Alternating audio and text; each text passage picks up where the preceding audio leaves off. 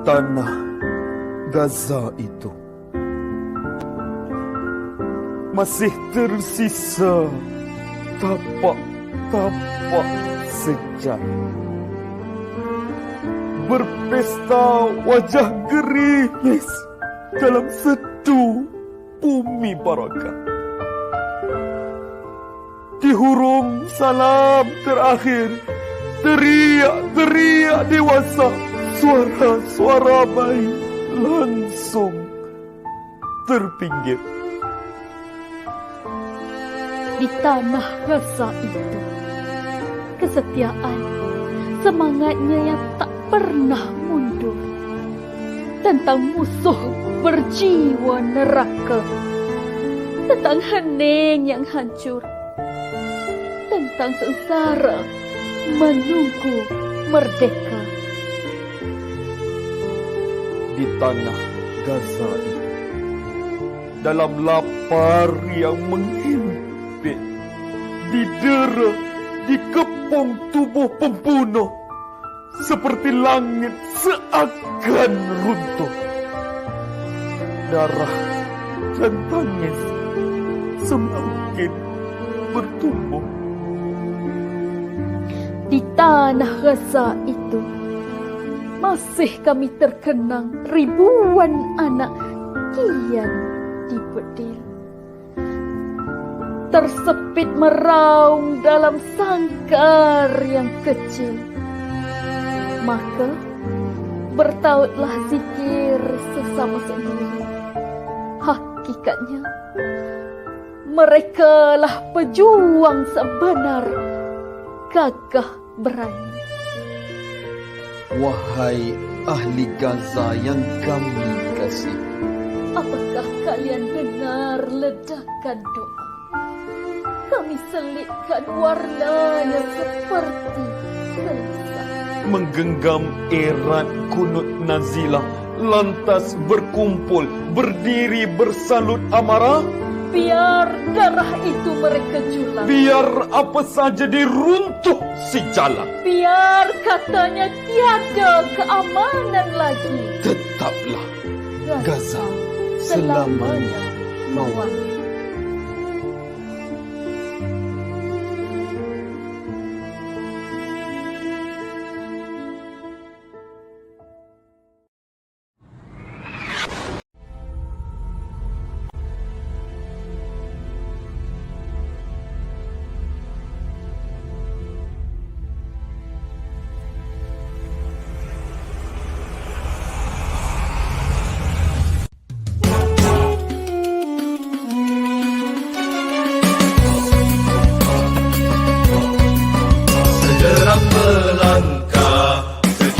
berjuang fisabilillah, tuju satu arah dan tinggi di julang kalimatullah.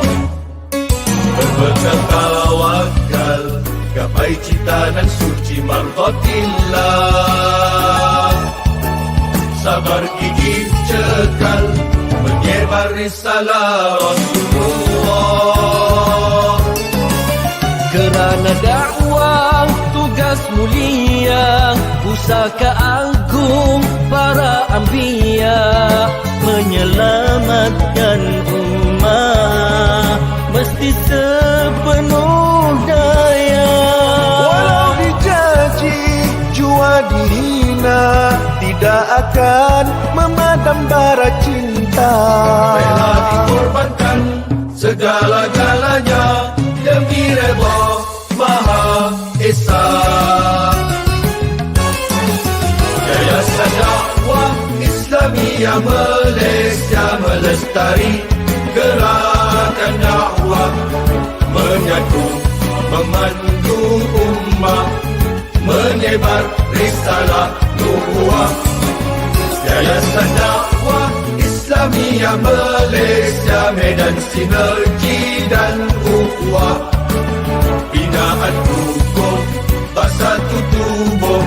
Siru ala barakatillah, siru ala barakatillah.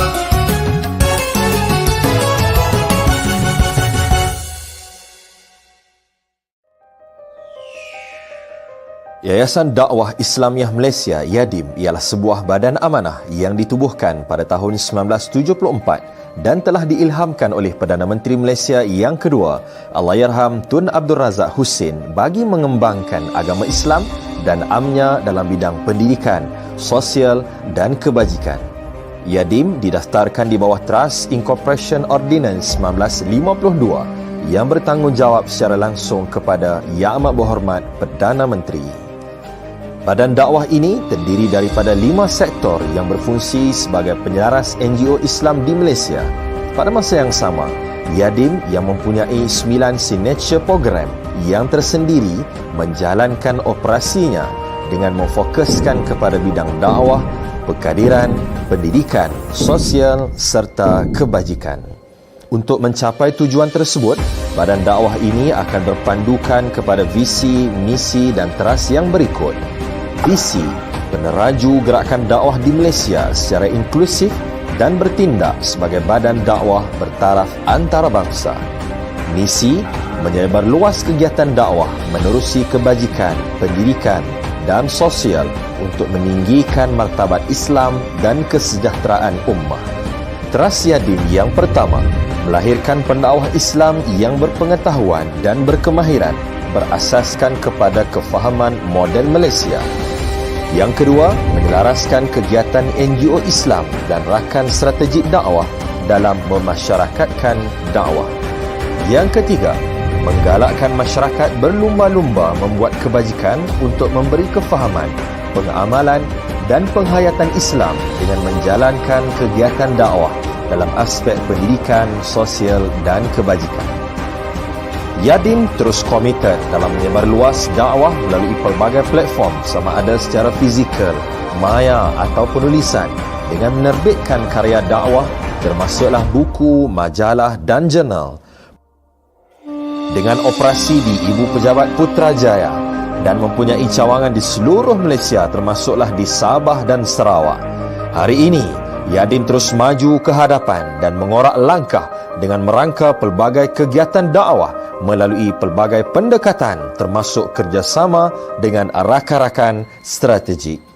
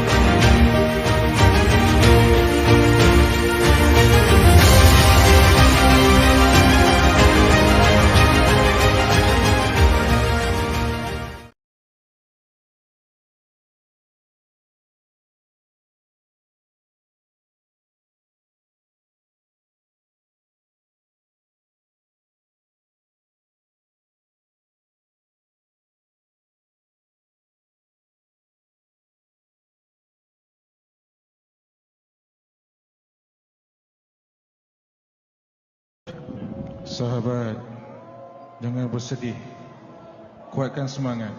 Marilah kita doakan saudara kita di Palestin menjadi bintang syurga.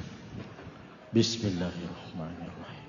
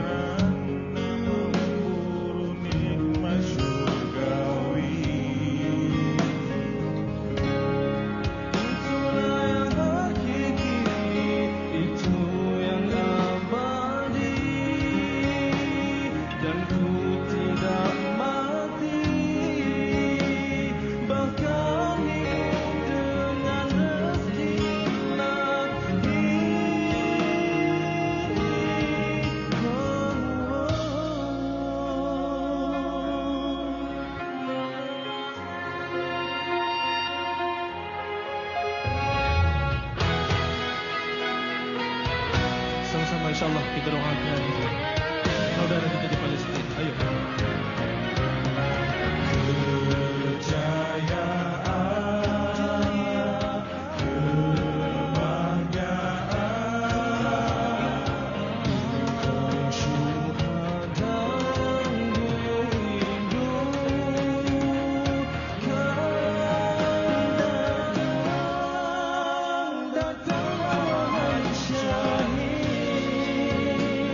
Dambaanmu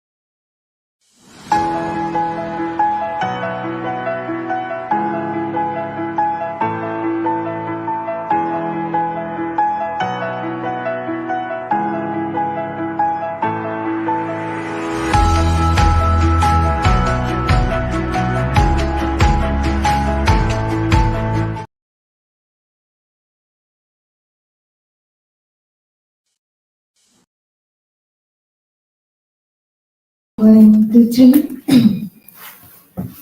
Alhamdulillahi Rabbil Alamin. Wassalatu wassalamu ala ashrafil anbiya wal mursalin wa ala alihi wa sahbihi ajma'in. Assalamualaikum warahmatullahi ta'ala wabarakatuh. The honored invited panelists, Professor MEHMET ASUTAY, Director of Durham Center for Islamic Economics and Finance, the Honorable Senator Dr. ZULKIFLI HASAN, Deputy Minister in the Prime Minister's Department, Religious Affairs, Director of the Senior Sector, Director of the Division, officers and staff, guests and participants. Good evening and salam Malaysia Madani. Let us begin by seeking blessings for today's program by reciting Ummul Furqan Al-Fatiha.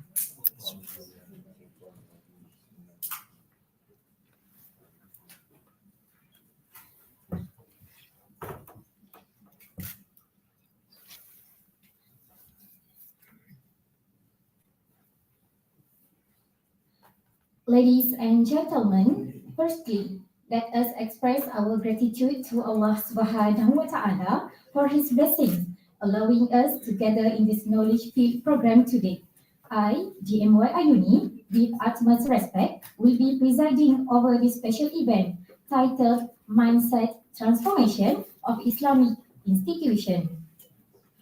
Today, YADIM is honored to have the opportunity to hear insights and experiences from a distinguished Islamic scholar from the United Kingdom, Professor MEHMET ASUTAY, Director of Durham Center for Islamic Economics and Finance. Welcome and thank you for your presence, Professor MEHMET ASUTAY. Also present with us today is YB Senator Dr. ZULKIFLI HASAN, Deputy Minister in the Prime Minister's Department, Religious Affairs. Thank you, YB Senator Dr. ZULKIFLI HASAN, for taking the time to attend this program. The main objective of today's program is to provide knowledge and awareness to the officers of Yayasan Dakwah Islamiyah Malaysia YADIM regarding the transformation of Islamic institutions. We also aim to build competency in preserving the dakwah movement and realizing the concept of Malaysia Madani. Without further ado, I invite Professor MEHMET ASUTAY to share his insights and knowledge on mindset transformation of Islamic institution. فليتفضل مشكورا. Okay, assalamu alaikum wa rahmatullahi wa barakatuh. Alhamdulillah, alhamdulillah rabbil alamin wa ala sayyidina Muhammad wa ala sayyidina wa nabina Muhammad. And I like to just start congratulating Professor ZULKIFLI HASAN for his new position. I'm really delighted to be here. I have full trust with his knowledge and with experience, but importantly with the wisdom that he's going to bring to this institution, inshallah. It is good to be here. Thank you for being present here. I'm far from being an Islamic scholar. I'm just a student of Islam and learning, and everyday experience is a learning when we are going through everydayness of Islam in different contexts, different places. Although my specialism is political economy of Islam, Islamic political economy, Islamic moral economy, but the approach that I particularly take is rather than confining the economic and financial matters of people in their everydayness into economic and financial analysis, no, it is beyond that. And that beyondness is the important part. In other words, whatever we are doing is not just a product of a particular or single understanding of a particular discipline. Of course, this is religious affairs department, and by definition, the Islamic sciences are the main determinant here. But in order to understand and articulate how the Islamic sciences, including the Islamic ontology, the value system, the epistemology, articulates into fiqh, but other areas, requires larger and broader understanding of how societies operate and how what we call social formations of each society and the institutional logic of each society operates. And therefore, it invites us a larger perspective by employing all those different disciplinary approaches that we have around us. Because unfortunately, regardless of being here in the religious affairs department, the reality is that our universities and our educations, even in the theology faculties or the Islamic studies faculties, are shaped according to modernist division of labor and division of knowledge. And therefore, one way or another, religious affairs departments are occupied by you people like yourself, who are educated in Islamic studies perhaps, but that modern institutional logic, one way or another, shapes our mindset, unfortunately. In other words, why in our theology faculties or Islamic studies faculties, we would not have a comprehensive studies of other disciplines in an interdisciplinary manner. Even now, of course, we have moved from interdisciplinarity to transdisciplinarity to come closer to the Tawhidi knowledge. Because in its essence, as we see in the Islamic ontology, the Quran, in particular, the source of our knowledge, knowledge is not separated into different compartments, the totality of knowledge. The totality of knowledge, of course, is perceived by everyone in different way, but the essence of knowledge remains in its totality, rather than as an economist or sociologist or fiqh person or Islamic law person or usuli person. No, it's the totality of knowledge. And therefore, this has huge impact the way we understand the social reality and how Islam operates, for instance, in Muslim societies, and also how we can develop necessary strategies, policies to reach out and make the necessary change in societies, rather than keep repeating what it is there. So somehow, because of this, the difficulty in comprehending the nature of Islamic knowledge or religious knowledge in general and Islamic knowledge in particular, our mindset, the way it is shaped, only perceives reality from just one particular perspective, but forgetting the larger aspects of it. And that I consider is problematic, in particular in the Islamic sense, because as I mentioned, the source of knowledge, the Tawhid. Within Tawhid, the complementarities. In other words, it is not just a single aspect of it, but totality of that knowledge in an intersectional manner, producing the social reality that we have around us. And that has been the difficulty on this. On the other hand, of course, we have Islamic studies, colleagues in Islamic studies with very modernist approach, okay? They would consider that, either Islam as a historical reality or Islam, how it should be articulated in the modern times, and just giving way to the importance of modernity and Islam becoming just an instrument to essentialize that. And these are the difficult parts. Therefore, we have to look into, regardless of the education system, of course, education system, the mindset in the education system has to change to bring that totality, not only in Islamic studies, but in others as well. In Muslim societies, when we go to Muslim societies, economics departments, sociology departments, anthropology departments, law schools, business schools do not have Islam as an important determining factor. And why? Because our education system is entirely transplanted from the Enlightenment ontology-based understanding. Now, the difficulty is, we are trying to Islamize it, but the essence is a problem. So what is the essence of that education system that we have incorporated in our societies? It starts with the idea that God is dead. That's it. The Enlightenment narrative that God is dead, and then as humans, we are free, whatever we want to do. And that one way or another shapes the nature of our universities.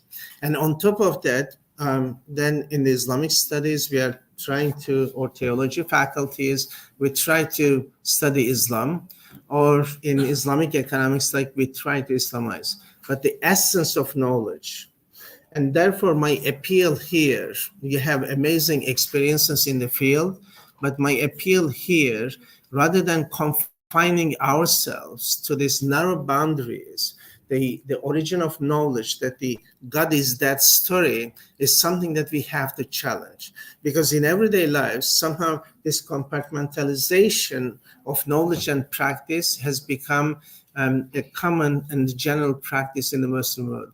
When it comes to our daily prayers, such as salat, or our fasting, or our hijab, we are very much the Islamic. We stick to that as a mindset because we think that that's essential, it is there. But when it comes to worldly affairs, somehow we allocate that to the world, the modernity, to determine that. So we have been creating this this mindset which operates entirely, it has created spheres.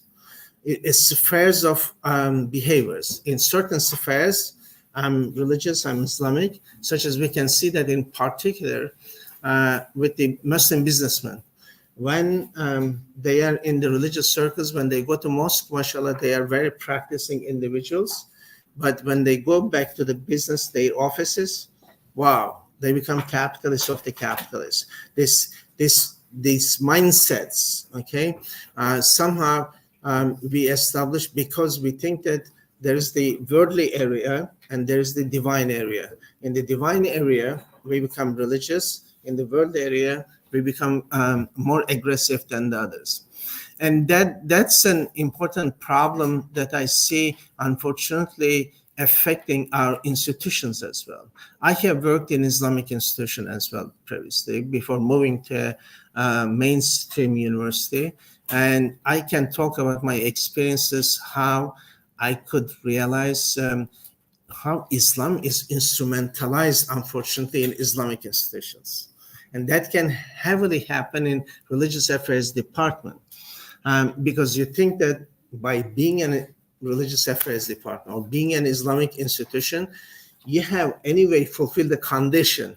So the rest doesn't matter. That very instrumentalizing ethics, unfortunately, becomes very dominant, because by definition, being in this organization that we have, by definition is Islamic. So the rest doesn't matter. Somehow the mindset work in such a way to generate this, what I call the deviation from the Islamic norms, unfortunately.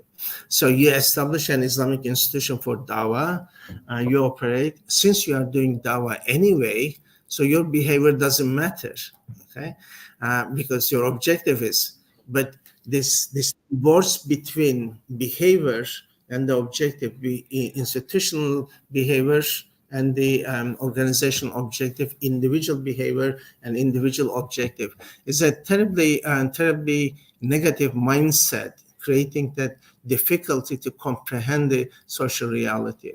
And therefore, that brings us the whole idea of knowledge, the source of knowledge, the whole ontology, what it tells us. When we look at the Islamic ontology, it defines who we are. And then it defines what is expected of us, what is our objective, okay? So within that, so our education, our institutions, our work is only an instrument to reach that objective. What is that? Reaching falah in this world and the hereafter. So our organizations, whether this religious affairs department, whether any other institution, then it becomes only an instrument for that objective. But unfortunately, in everyday practice, what we see, our objective becomes holding my position here, my everydayness here, and Islam becomes an instrument to legitimize that. So the causality, unfortunately, the causality changes. And this is a reality in unfortunately, most of the Islamic organizations that I have engaged. But in particular, This is very visible now, as you can see in Islamic banks, for instance. What's the objective of Islamic banking? Is to get the resources available to use in the service of ummah, in the service of particular society. How? Because what's the ontology here tells us? Allah created all those resources. The Islamic source of knowledge, the ontology, tells us that Allah created all those resources so that everyone can have access to those resources. Okay, that's the objective. That's defined in the Quran. Okay, so why riba is prohibited is because capital is dominant. You want to reduce the power of capital to level with the other stakeholders' interests. So these are the objectives, okay? But then what happens through the Islamic banking, the story becomes how I can use Sharia to ensure that I want to move capital from A to B. It is not the piety that we are looking for. It is not the accessibility of the resources that we define, we derive from the Quranic ontology. It is very much, this is capital. I have to move from A to B. This is not helping me. Well, I can do this way. So what it becomes in the end, Islam becomes an instrument rather than Islam being the objective function here. Okay? So the difficulty between instrumental morality and the substantive morality. Substantive morality would tell us that whatever we are doing, the whole objective is to please Allah subhanahu wa ta'ala, whatever we are doing.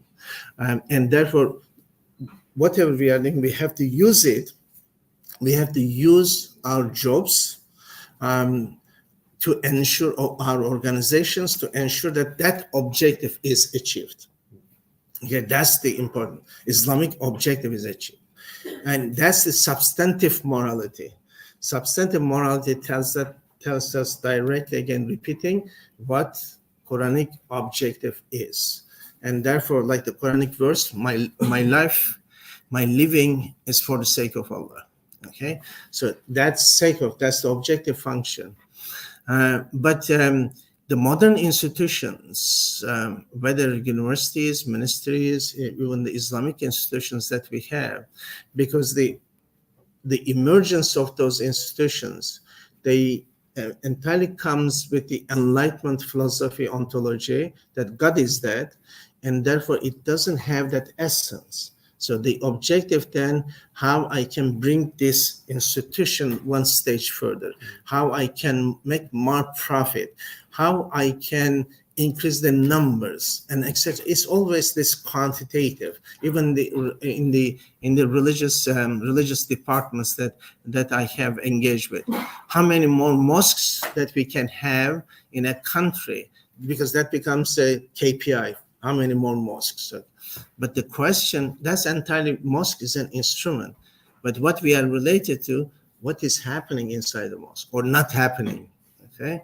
So that's an important question for us. How our objective is not necessarily increase the number of the mosques, but our job is to ensure that the mosques are functioning in the way that we want. A mosque has to be the bastion of Islamic knowledge, transmitting that to ordinary people and ensuring that the justice understanding is communicated to society. The morality, the substantive morality is communicated to society, rather than just giving people this understanding of instrumental morality. You do this prayer, you will get 70 sawab. You do this 100. And that instrumental morality. And that has been the mindset, unfortunately, in Islamic organizations and Islamic teaching, just a transactional understanding of Islam, what is communicated, okay? And that mindset, unfortunately, created a very transactional understanding of Islam. Of course, in the Quran, there are verses, Allah subhanahu wa ta'ala tells us that that better deal for you than the one Allah gives. We are not denying that, but the way that is instrumentalized in everyday life has become real problematic. People's understanding of Islam is very much, if I do this, I will reach this, rather than saying that I'll do my best and Allah subhanahu wa ta'ala will give me whatever he is going to. In other words, the privileged understanding, okay? Somehow, because the modernity is based on the idea of right, because it defines human, because God is that, now you are free, your faculties determines everything, okay, as a mindset, and your faculties determines everything, and therefore it is your right to whatever you are. So my right is go to paradise, heaven, Jannah. Okay, you establish that somehow, and therefore Islam becomes instrumentalized in that process. If I do this prayer this time, or if I do that, and therefore I will reach. No, that is privilege. Islam's ontological position is privilege. Whatever we have around us is a blessing. Is a blessing from Allah. So whether we can reach there or not. Remember this amazing anecdote from Rabia, and the first Sufi master lady, Rabia Advani. She would say that, oh Allah, if my prayers is just for the sake of going to Jannah, don't allow me to go to Jannah. Okay. However, if my prayers is just for the sake of you, please don't keep me away from that paradise. You see, the substantive morality and instrumental morality, two different approaches. So our objectives, therefore, how we can communicate that privileged understanding. It is not because we want that. Of course, everyone wants to go to paradise. We want to go to Jannah, inshallah. But our objective is to put the necessary efforts towards that, rather than considering that by being a Muslim, we deserve that. No, it's a privilege. And our objective, therefore, is because we want to be in the blessing of Allah subhanahu wa ta'ala, we want to, rather than instrumentalizing our prayers and to reach that. Now, these are therefore different logics, as we call it in modern times, and which is useful. But then beyond that micro level issues that we have in terms of mindset, our individual level concerns and operations and objectives, then of course each one of us work in institutions such as this one, or university, or business, and etc. So what we see again, an organizational mindset and your own mindset, and also the Islamic mindset here, the ontology of Islam. Ontology of Islam tells you that, it is not the organizational objective, but what Allah asks from us, and similar from us, from organization, from everywhere else. And this particularly has become a problem when the Muslim world in the last 50 years is going through a huge transformation. Organizations have emerged, such as banks, Islamic banks, which are corporations, which are by definition of law, Islamic fiqh, are not considered as real entities. Therefore, they are not considered as part of these responsibilities, because corporations are not responsible, particularly in the sight of Allah, individuals. But our banks, although traditionally Muslim world did not develop corporations. Of course, we had Waqf as an organization, but now we have corporations, and corporations comes, or the ministries or the universities, they come with a particular institutional logic that efficiency has to be, KPIs have to be, regardless of the content and the substance, okay? So how are we going to deal with that, the mindset? The important issue, of course, in particular when we are concerned with Islam and Islamic developments, the whole promise was we will make a change. We will change these institutions. We will change these organizations, okay? Because Islam suggests this, Islam expects this, and we have identified those somehow, ontologically, very positively. When we are outside the organizations, they were very clearly identified. We could see that through the experience of many Muslim countries now.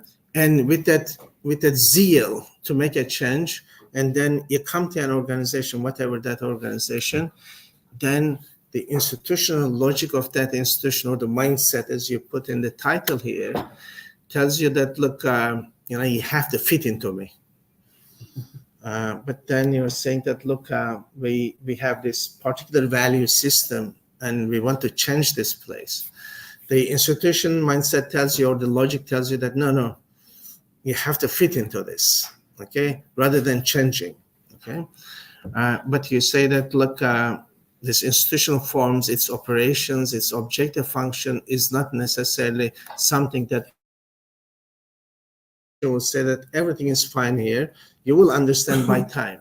And unfortunately, by working in organizations, then you become part and parcels of the organizational culture, okay, without realizing it.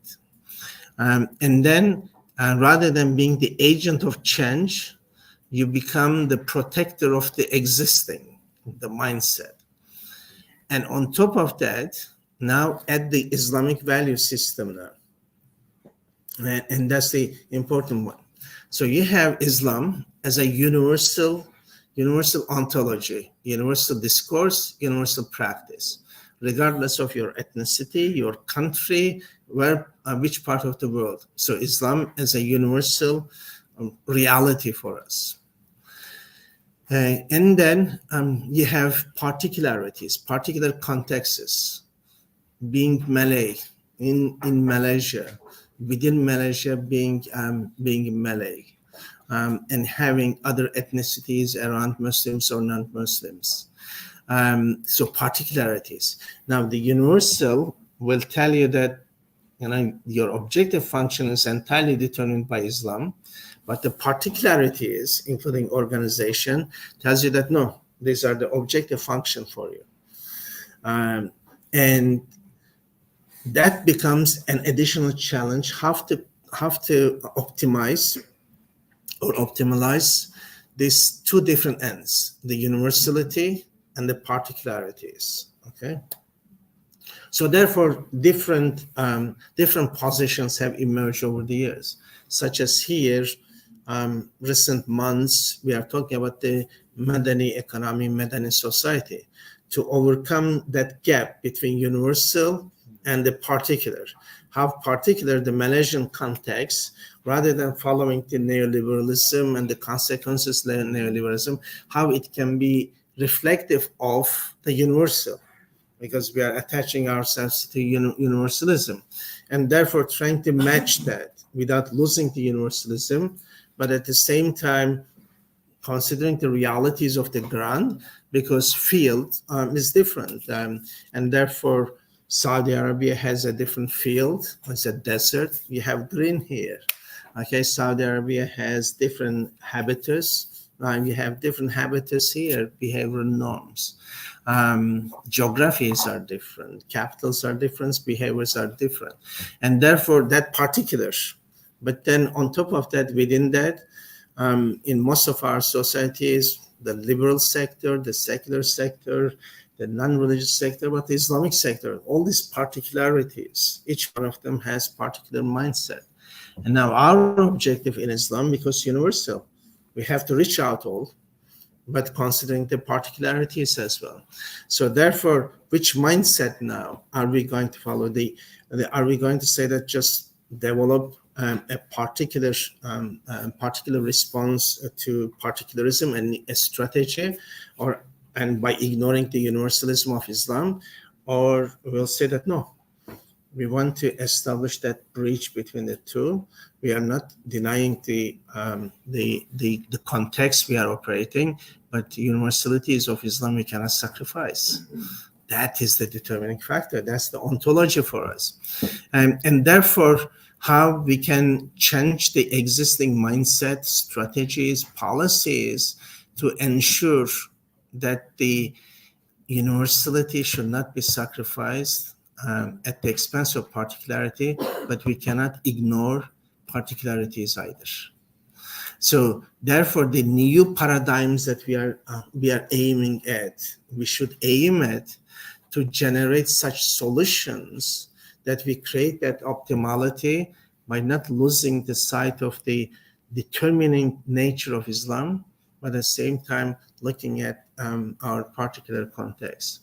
And in this one, without any compromise, essentializing the substantive morality of Islam.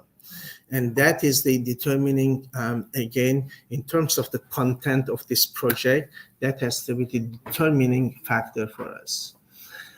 So how we can utilize institutions that we have, the wealth we have, whatever the source we have, to reach the Islamic objective, rather than making the success stories, our organizations, as the objective function, the ultimate objective.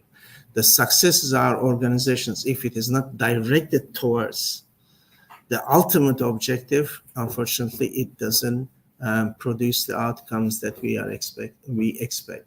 Therefore, each individual, and that's an amazing story sometimes when we go through different Muslim societies, Muslim sectors of the societies are defined as conservatives. No, Islam doesn't have anything with conservatism.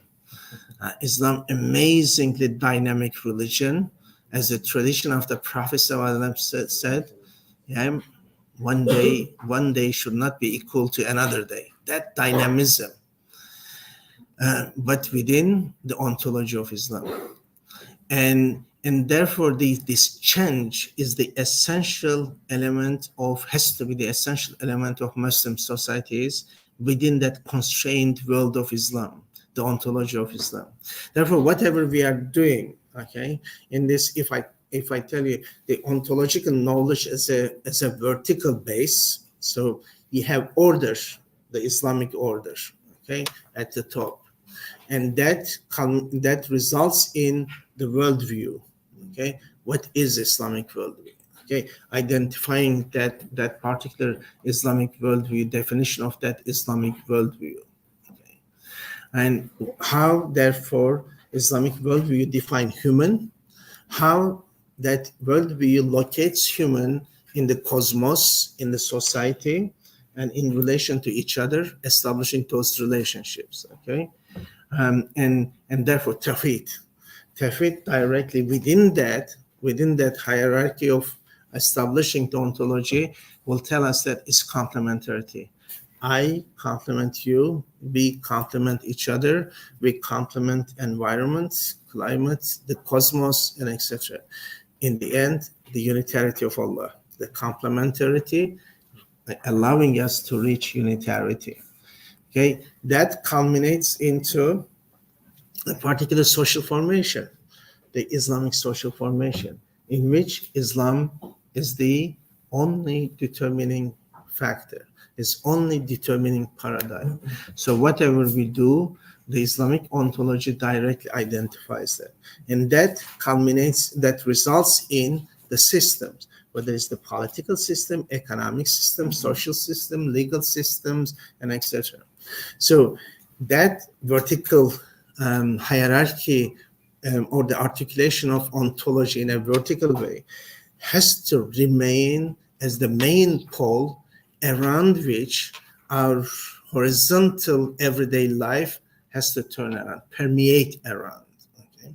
And therefore, the relationship between that verticality and horizontality has to be the objective for us to look into how we bring our horizontality, everyday life, closer to that verticality.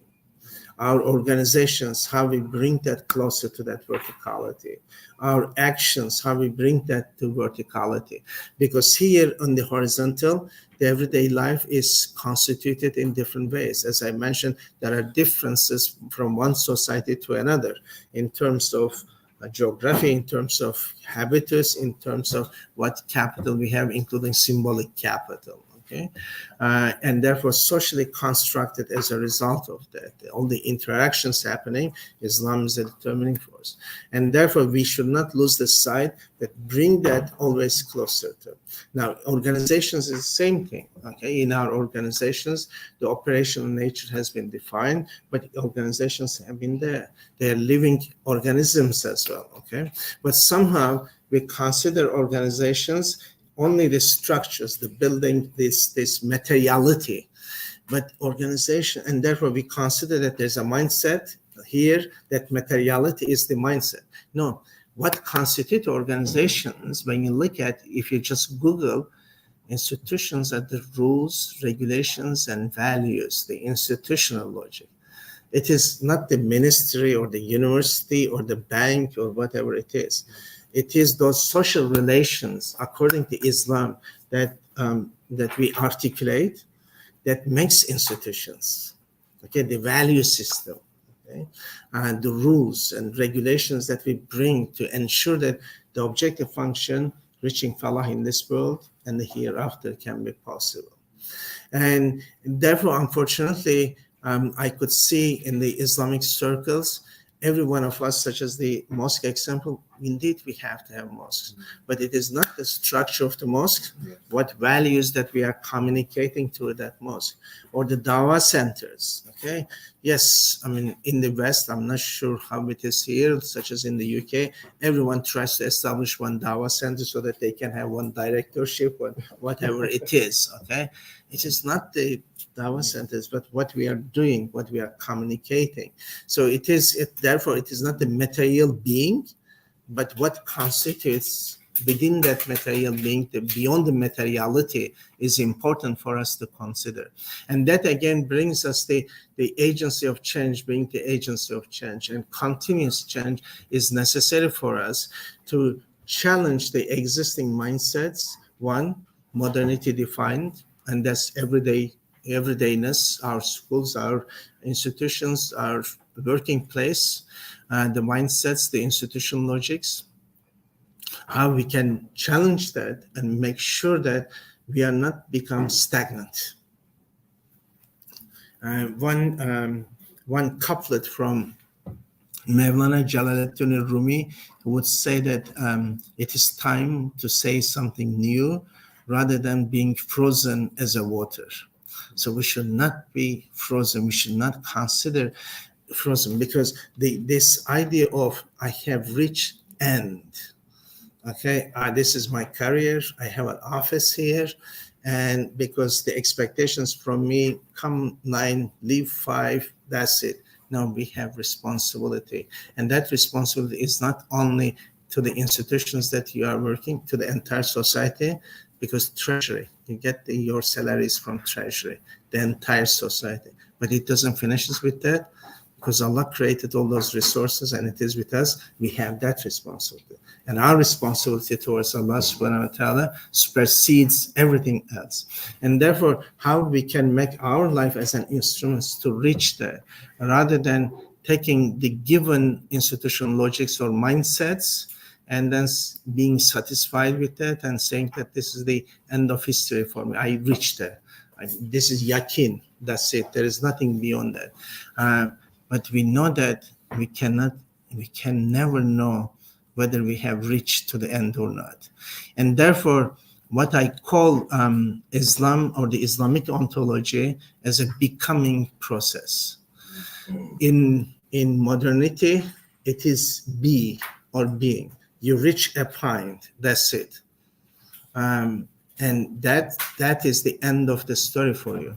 But in Islam, it's a becoming process, because you do not know whether you have reached or you fulfill the promise that we have made to Allah subhanahu wa ta'ala.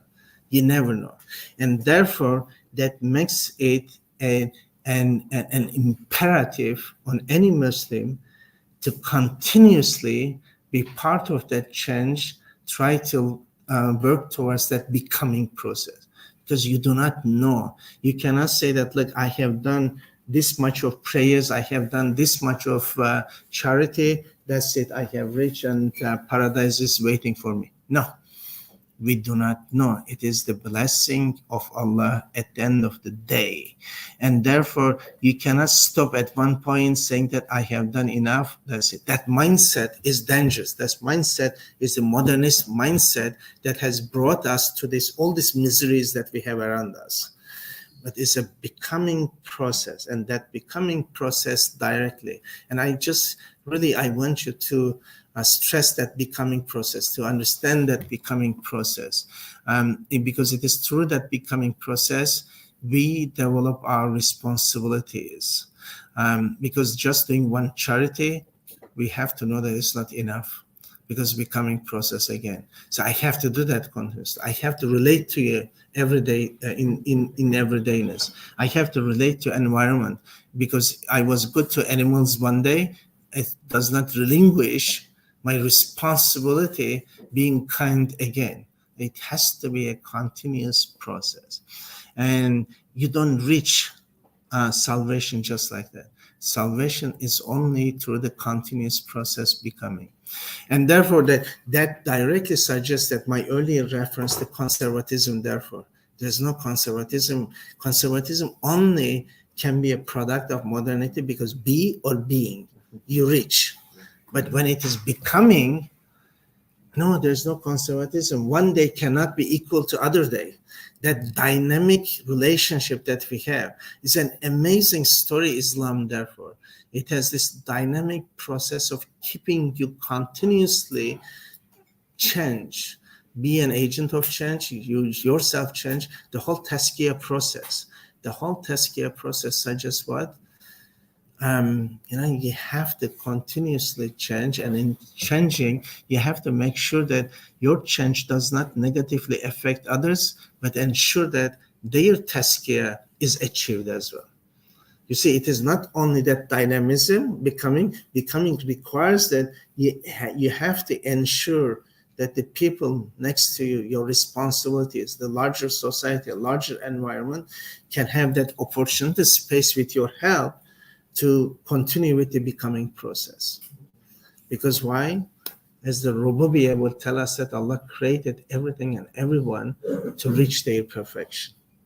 So that perfection process is a continuous change. The becoming process requires that we connect to each other and larger environment and society to allow all the stakeholders, all the people that we have around us, starting from our family, to the other people in the globe, but the environment, society has to be taken into account. So becoming process is this essence of Islam articulated and starting with the Tawhidi understanding, and therefore this knowledge, ontological knowledge, the higher, the vertical knowledge construct, and how therefore in our everydayness, the becoming process is the determining factor, and therefore that will help, inshallah, to overcome that gap between the knowledge and the practice, and therefore the mindset change is a continuous process. And mindset change somehow, like you have a new manager, so he or she would tell you that we have to change mindset, but then that manager becomes the main source of conservatism to hold that mindset, because for him or for her, that's the end of history. No, that's not acceptable either. If necessary, we should be able to come up. We have to always come up with new ideas in that becoming process. To talk to Professor ZULKIFLI HASAN here, look, these are the areas that we have to develop. These are the areas that we have to work so that the becoming process can work. And that is because our responsibility towards him, but also his responsibility towards us, can be fulfilled. We have to contribute to his becoming process, and inshallah, he will contribute to our becoming process. And that is the mindset, the continuous process. Rather than just considering this beautiful building with the materiality, and that determines, no, we determine this. Our existence, and our existence with this value system that we bring on the table with the objective of becoming, is the main determining factor. And that success, how it is defined, again, is a very modernist definition of successes. Is not necessarily the determining factor, but the values, how the values can help us to determine the success story, the falah in this world and the hereafter, with the becoming process. And therefore, as you can see, here and the hereafter, and that's connectivity, which of course the organizational mindset that we have around us does not consider. Okay, it is just one dimensional world. However, here We are talking about two-dimensional world. We can easily get away by coming to office at 9 o'clock, leaving at 5 without doing anything. That can be possible. We can always do that. But there's the accountability in the hereafter. Okay, that responsibility is, and that has to be responded as well. So therefore, unfortunately, in organizations over the time, the culture that develops, unfortunately, terribly demotivate individuals. You don't have any more in that motivation for innovation, change from one day to another. You become, unfortunately, a conservative part of the existing, one of the materiality. So the difference between humans coming into an organization with the values and compared to materiality, that's the difference, the whole becoming process, because through the time, you can become one of the materials here. A chair, like the chair, okay? Because you're no longer part of that becoming process. Materiality only, just one person working in an organization, one of the thousands of people, you can easily become. But not to allow that. Our responsibility is not to allow that. And therefore, to respond to that mindset, saying that no, we are active agents of change with the idea of a becoming process continuously determining us, our actions, our ideals, our worldviews, and therefore how we can achieve that. And that's an important lesson that I want to share with you here, but also always remembering that myself and reminding myself and yourself is a substantive morality.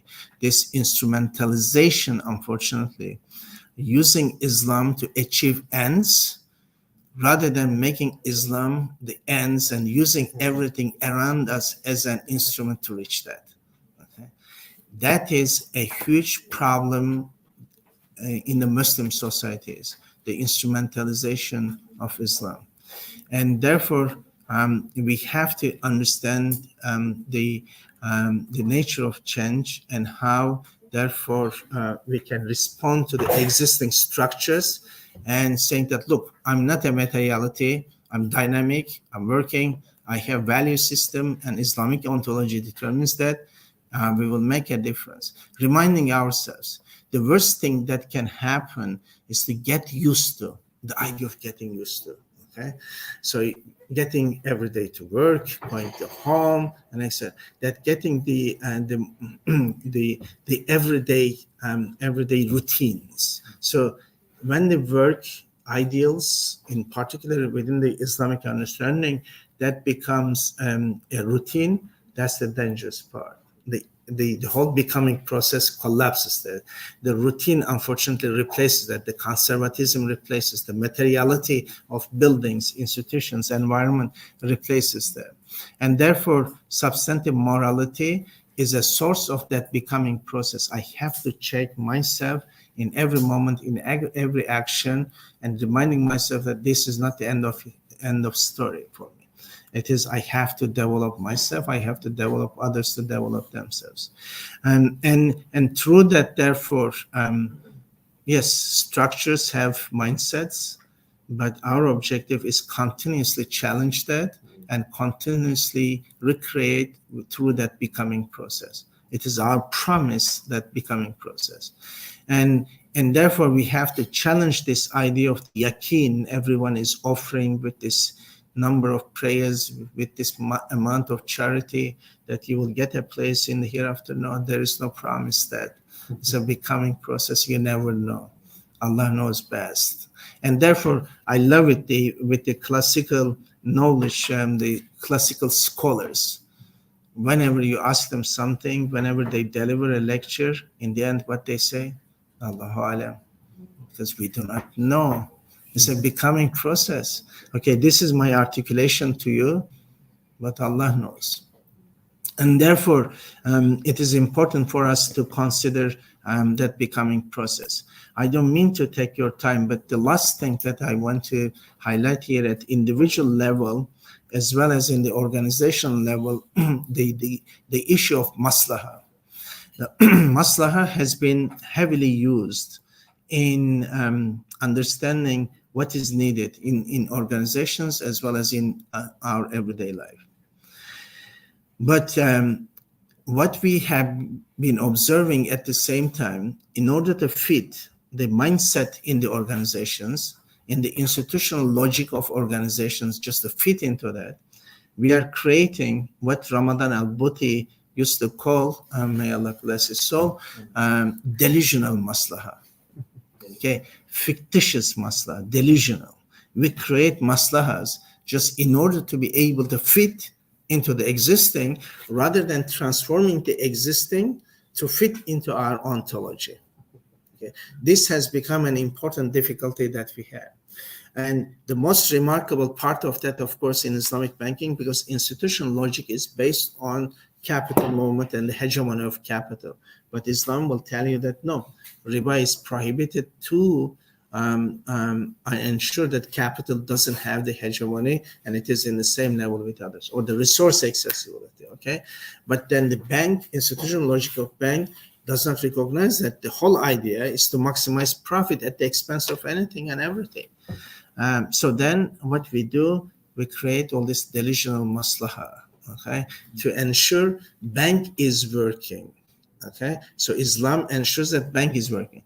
It's not how we use bank to ensure that Islamic objectives is achieved. Okay, so again, it comes to that substantive morality and institutional morality. So delusional maslaha, unfortunately, has become an important source of deviation. Okay, we create, because an important issue here, of course, the norms are created by exception. Okay, and who can do that? The lawmakers. In our case, Allah subhanahu wa ta'ala has given us the main principles through which develop those rules and regulations and laws. But that does not allow us to create delusional maslaha to justify the existings by sacrificing the universal. Okay? So that delusional maslaha is an important factor preventing this becoming a dynamic process, and hence challenging the existing mindsets. But again, therefore, we have to be very careful that in our everyday life as individuals, organizations, but whatever we are doing, we should avoid this delusional maslahas, and the nature of that, how maslaha can be interpreted, is very well defined, and most of you know better than me, and therefore we have to stick to that tradition. Unfortunately, for the sake of modernity and modern impositions, sacrificing again universality has not produced any positive outcome for us, and it imposed the existing mindsets directly determine us, rather than we make a difference. And therefore, my appeal to you, let's work around this becoming process, develop ourselves, contribute to the development of others, development of our organizations through continuous process of becoming, avoiding delusional maslaha type of understanding, and understanding also that mindset is not, or changing of mindset then should not become an established mindset, but it's a dynamic process. We have to continuously change. We have to help each other to change, and importantly, substantive morality, and also concluding with that, the ontological knowledge has to always determine the outcomes for us. Whatever we do, we have to permeate around that ontological knowledge. And with that, inshallah, the mindset that we are looking for, but again, it is not one mindset or someone came and changed the mindset, but that mindset became the norm. No, the continuous change in the mindsets that we have, institutional logics, are important for us. And inshallah, I pray Allah subhanahu wa ta'ala to help us to become part of that becoming process, essentialize that becoming process in our lives, in our works, in our dawah, in our Islamic activism, and ensuring that we are reaching out to make people's lives better, achieving falah for ourselves, for others, for other stakeholders that we have around us. And pray, inshallah, that Professor ZULKIFLI Hasan's presence here will make a difference. But we have to also ensure that he should not become the new mindset. Okay, that's our responsibility as well. I have to ask that forgiveness to say that, but that is. Remember, and Sayyidina Umar saying that you have to correct me, right? Because the becoming process, if I am wrong, he's the Khalifa, he was the Khalifa. But ask people to correct him, because that's the Islamic way of doing things, so that one should not become a mindset, inshallah. And I leave you with that, and thank you very much. Please forgive me for my shortcomings in my articulation, but let's pray for, inshallah, betterment of the situations that we are, for ourselves, but for the larger environment that we have, so that we can make a difference, inshallah. Jazakallah khairan. And thank you very much again, Professor. Alhamdulillah, thank you, Professor MEHMET ASUTAY, for providing profound insights and meaningful knowledge on the mindset transformation of Islamic institutions. The exchange of views and information shared by Professor MEHMET ASUTAY today has undoubtedly inspired and enlightened all of us, especially the officers of Yayasan Dakwah Islamiyah Malaysia YADIM who are present. Ladies and gentlemen, as we proceed with our program, we are honored to invite Professor Dr. ZULKIFLI Hasan to deliver the closing remarks for today's event. Professor Dr. ZULKIFLI Hasan is a highly respected figure, and his insights will undoubtedly provide a meaningful conclusion to our program. Without further ado, let us warmly welcome Professor Dr. ZULKIFLI Hasan. فليتفضل مشكورا.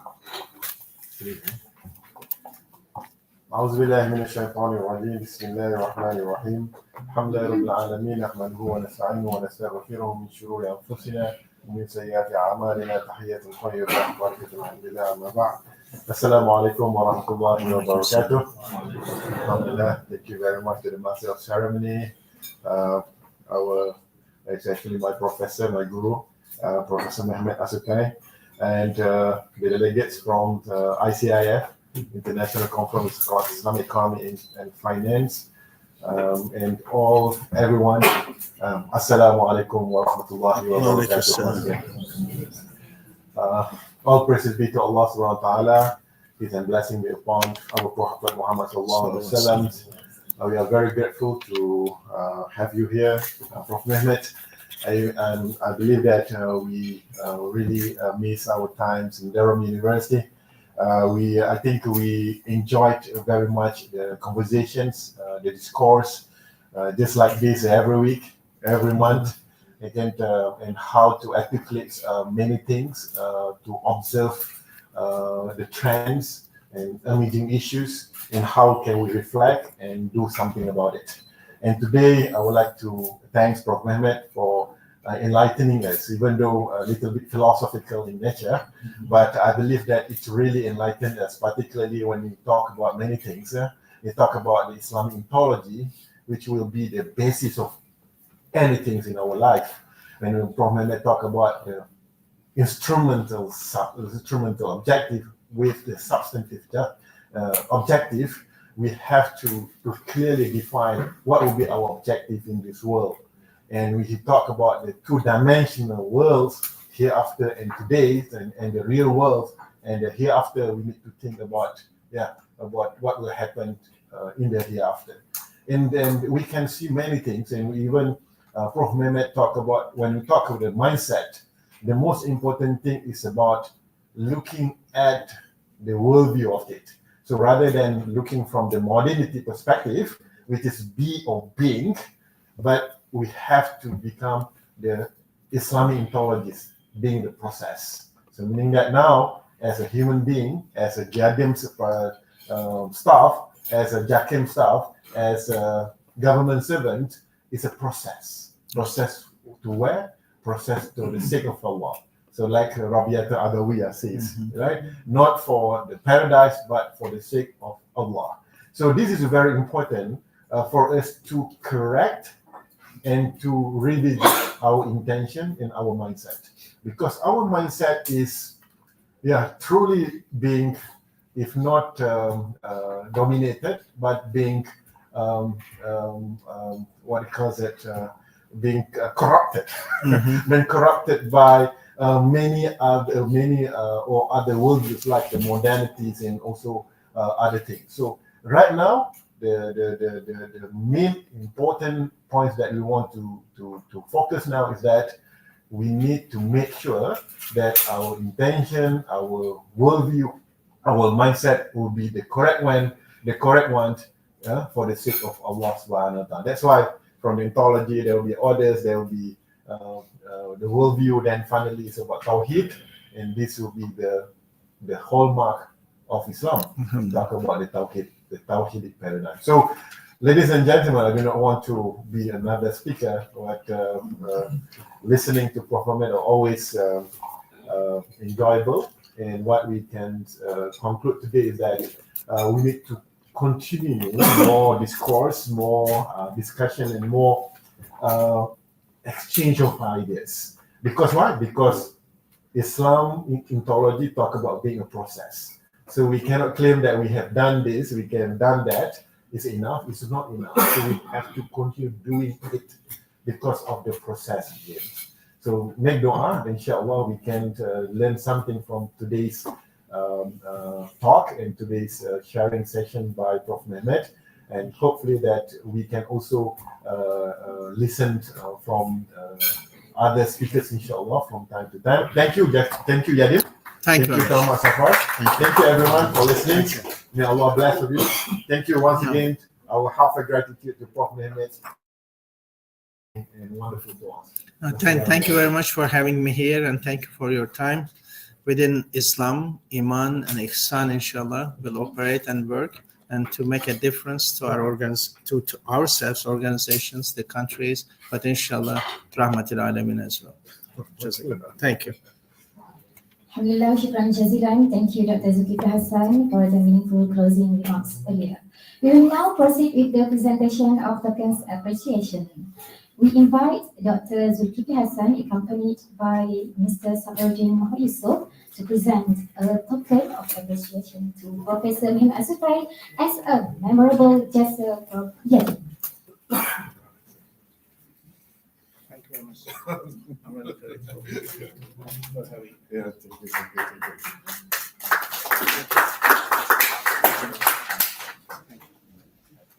A few books. Books in Malay or okay, come to the ijtihad. Oh, that's one. Okay. Next time we come here and then the considerations of person in jihad. so next time come here and then Yes, inshallah. Thank you. Give it to them. Thank you. Thank you for having me. Alhamdulillah, the token of appreciation session has concluded. We would like to invite our esteemed guests to join us for refreshments in the designated reception room. Inshallah. As we conclude our gathering, let us come together to recite the kafarah tasbih and surah al-asr for blessings and unity. Can we have a group photo? Sure. Yeah.